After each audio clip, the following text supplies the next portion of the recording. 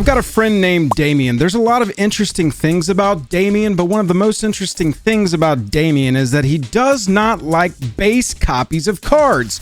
If you showed him this Soul Ring, he's gonna go, huh? I'm not interested. But if you showed him this Soul Ring, he'd be like, that's perfect for my deck. I have to put it in there immediately. That's great for Damien, and all of Damien's commander decks look really cool, but unfortunately for me, that means Damien doesn't like half of my videos, because a lot of times I talk about all-time lows, and a lot of times that means base copies of cards. So we're gonna change it up in this one. I've scoured the multiverse for 12 cards that are secret layer or showcase frames, special treatments, all cool looking versions of cards that have been dropping in price. They're not the cheapest versions of these cards you can get in some cases, but they certainly are cool and affordable compared to their historical prices.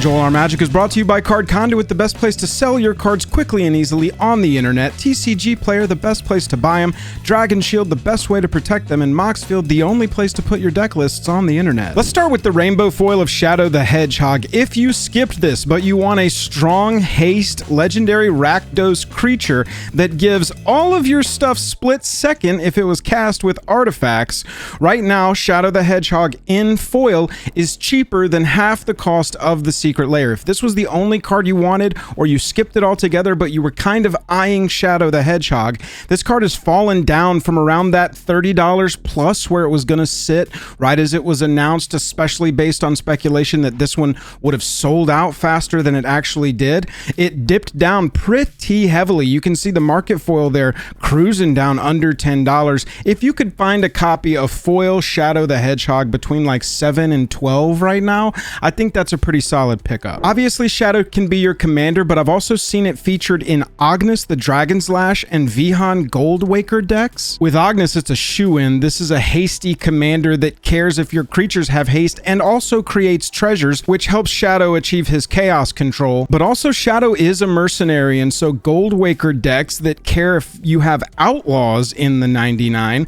and also care if you're creating treasures regularly love this card. And you can also grab yourself a Goldspan Dragon and a Professional Facebreaker, put this at the head of your deck, and have a Shadow the Hedgehog commander deck, baby. Xenagos, God of Revels in the rainbow foil, here featured as La Madre Tierra. Y'all, in foil, this card looks insane. I've got this one on the list specifically because I'm a turn creature sideways gamer. I really like to attack, and Xenagos helps me do that very, very well. And this card looks insane. I'm going to personally pick this one up. I skipped this secret layer. Overall, it didn't really have anything for me. But as I was doing research for this video, I came across this card and I was like, this looks insane. I bet in foil, this is even going to look more insane. Plus, it's a very strong card. It was over $40. It was over $20, and now it's fallen down into the $10 range. Xenagos can also be your commander, but it pops up a lot in Pantlaza decks, surprisingly. Wolverine, best there is, also loves this one. Doubling damage alongside Xenagos providing +X/+X, really insane.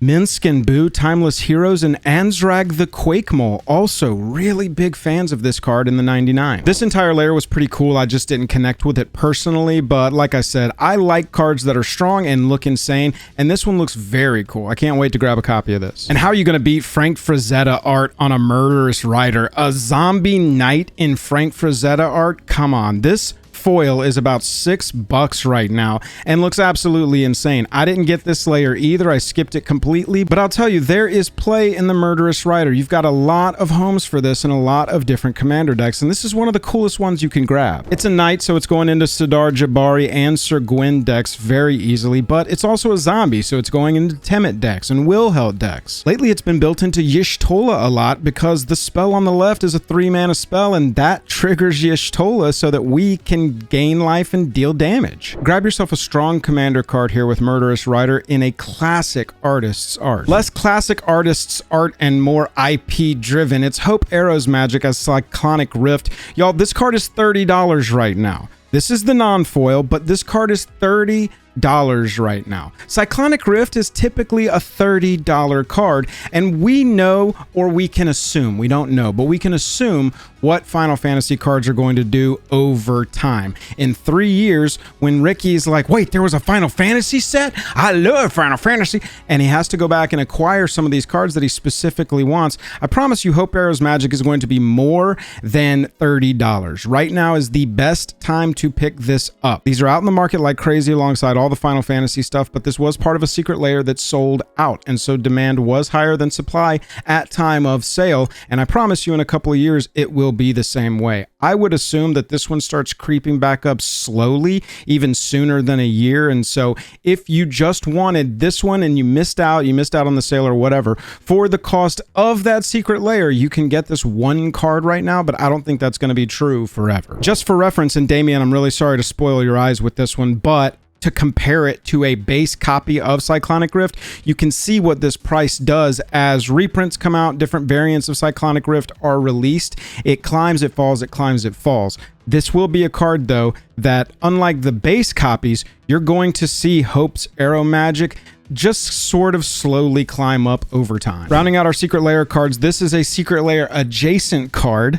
This is one of those universes within versions. This is Bohn or Bohn, Beguiling Balladeer. It's Edgen, Larcenous Lutinous. This is a reprint from the D&D secret layer that was so popular and went up in price like crazy so far that they did universes within versions. A lot of these are very affordable right now, including the Balladeer here. As a card in the 99, this goes into Flubs the Fool decks a lot. It goes into 12th Doctors, a little bit of, the 13th Doctor occasionally runs this. Anything that's got that like Foretell, Suspend, mechanics like that. But as the commander of decks, throw yourself a Cosmos Charger and a Nalfeshni into the deck and go to town. If you missed out on the D&D secret layer, or you just didn't want a card with an actual real person actor on it, here is Beguiling Balladeer, ready to try and see how you pronounce Bohn or Bohn. Is it John? Is it John with a B? Oltec Matterweaver had way more hype when it was first released, but over time it has slowly fallen off and is now around the $5 mark for the showcase version from the big score set within a set of Outlaws of Thunder Junction. This is one of those bonus sheets that got slammed into the set. Outlaws of Thunder Junction had like somewhere between 7 and 34 bonus sheets attached. Oltec Matterweaver, though, when you're casting creature spells, you're either creating a 1/1 or creating a token that's a copy of an artifact token you control. There's a lot of possibilities for that, but when I start naming commanders like Zinnia Valley's Voice or Urza Chief Artificer, you know that this is a strong card in the 99 of strong decks. Arabella, Abandoned Doll, Mendicant Core, Guide Light. These commanders love that you are creating more artifacts in either way you want to go. You can copy your artifact tokens, or you can create artifact creatures so that you can get attacky with decks like Arabella. This feels like to me the kind of card that the right card being printed sends it, because suddenly people want to play 4 of Oltec Matterweaver in their standard decks. And so for me, if I was, any sort of Delny or Brennard or any of the 4 commanders already named gamer, or think that I might want like artifact tokens or, artifact creature tokens as a strategy, I'd be grabbing a copy of Oltec Matterweaver. And if I wanted a cool one, I'd grab the showcase one right now while it's around that $5 mark for a mythic. Then we've got Rakdos, Patron of Chaos, in the showcase frame from Murders at Karlov Mana for a 6-mana 6/6 Flampling Demon. This one's pretty strong. At the beginning of your end step, target opponent may sacrifice 2 non-land, non-token permanents. Y'all, I can't tell you, I don't think I've ever seen an opponent say, okay, I'll sack 2 things to keep you from drawing 2 cards. Rakdos is such a good reanimator target. It's such a good demon for your demon kindred stuff. It's just a solid Flampling Demon that is going to be drawing you 2 cards on your end step. Very, very likely. High likelihood, 98% chance plus that your opponent's like, I'm not sacrificing 2 non-land, non-tokens. Now, if the non-land, non-token phrase wasn't there, this wouldn't be nearly as good. But essentially, this is a 6/6 flying trampler for 6 that says you're going to draw 2 cards at the beginning of your end step. And if this survives, you're going to draw 2 cards at the beginning of any end step you have. The obvious homes for this one are Kali of the Vast and Be'lakor the Dark Master. I'll say Kali of the Vast, 40% of decks are playing this. Be'lakor the Dark Master, the Demon Kindred Commander, 52% of decks play Rakdos, Patron of Chaos. Grab yourself the showcase version with that Ravnica frame on it while it's around that $3 to $5 mark. Great pickup right now. Sorin of House Markov came to us from Modern Horizons 3, and it really hasn't found a home in a constructed format yet, and that is why you're seeing the price fall.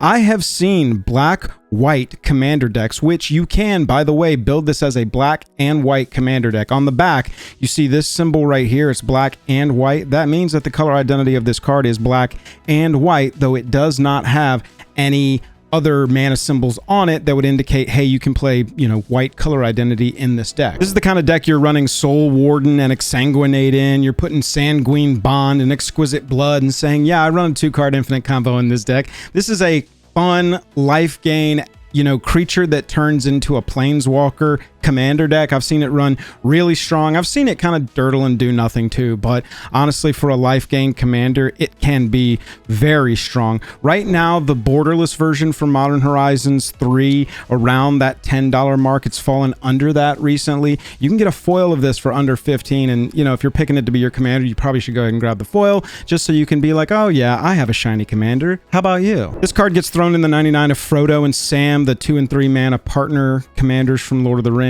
It also goes in Edgar and Astarion. Edgar, a vampire kindred commander, and Sorin has lots of vampire synergy with that -6 on the back. And then Astarion with the life gain, life loss synergy as well. Great cards in those 99s of those decks. Staying with the Markovs, we got Edgar Markov Daddy reprinted here at the beginning of the year in the Fang showcase frame, the vampire themed frame for your Magic cards. If you haven't grabbed a copy of Edgar Markov and you think that at any point you're going to want to build vampires as a kindred deck, right now it's like $25 for the foil of this. It's like $20 for the non-foil. Edgar is the premium vampire commander. This is the main choice. It's not that there aren't other strong choices. I've seen some very strong Streffen decks as well. Other vampire decks, they exist. It's not that Edgar's the only choice. I've seen some strong Streffen decks and some strong Clavileño decks, but Edgar is like the main choice. It combines all 3 of the colors in there. It has an insane eminence ability. And in this Fang showcase frame, like I said, if you ever think you're going to want to play Bloodsuckers, I'd go ahead and grab yourself a copy of Edgar and stash it into a notebook while it's around the $20 mark, because it will probably be a while before we see another Edgar reprint again. It'll probably be a while before this starts creeping up too fast, but all it's going to take is one set that heavily features vampires, and a lot of stuff from Innistrad Remastered is going to get sent. Atraxa Grand Unifier got a reprint as Sephiroth the Savior. This is the Atraxa that draws you a ton of cards. It's a great reanimator target. It's an enter ability. You're revealing the top 10 and then putting a card into your hand for each card type. Kind of ridiculous here. This showcase, the foil is still over $250, and so we know that those were only found in collector boosters, the foils of the Final Fantasy Through the Ages bonus sheet, and so those are going to be a little bit harder to obtain. But the non-foils of a fantastic top-end 4-color legend that is also in a major character from a hugely beloved IP treatment, currently around $30. It's currently $32 if you can find one low. I don't think this one's going to drift too much further down. I'm watching Final Fantasy very closely now because we've seen a lot of these prices falling over the past couple of weeks, over the past couple of months since it released. And at some point, it's going to be time to pull the trigger on some of the top stuff. The foils, like I said, that's tougher. I mean, look at this chart here. It is in descent, but you're going to have to decide if you want to spend $250, $260. I don't think the price goes too much further down. Like I said, Sephiroth, Cloud. I can speak from experience and say I get a lot of comments asking for Cloud and Sephiroth deck text and stuff like that. And so I know every version of this card, every version of this character, I should say, is going to get built and played, even if it's Atraxa, especially if it's Atraxa, probably in some cases. And so right now, I feel like we're starting to see Through the Ages sort of get down to the bottom. This is one of the higher end, one of the, more requested ones. And so I think it's fairly safe to grab yourself a copy of Sephiroth the Savior now, the Godzilla treatment reskin